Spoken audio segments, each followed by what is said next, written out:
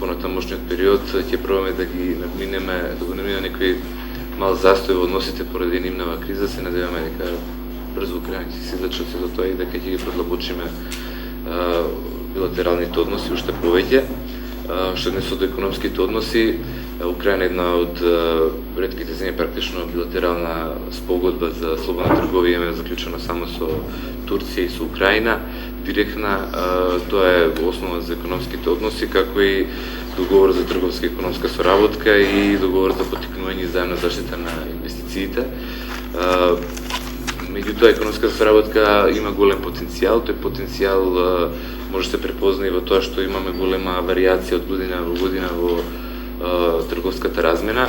Најголема трговска размена имавме во 2011 година, 181.000 милиона евра. Меѓутоа, во последните 2 години таа опаѓа и изнесува 86 милиона евра во 2013 година.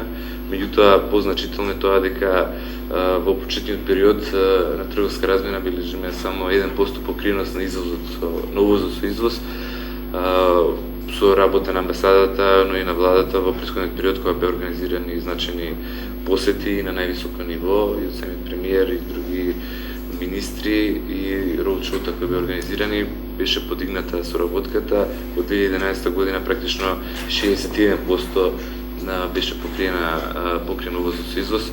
Меѓутоа во наредниот период тој опаѓа. Во 2014 година веќе изнесува 14%. Меѓутоа, активностите на амбасадата, но и на другите институции од Република Македонија допринесува оваа година да се реализираат 2 инвестиции од Украина.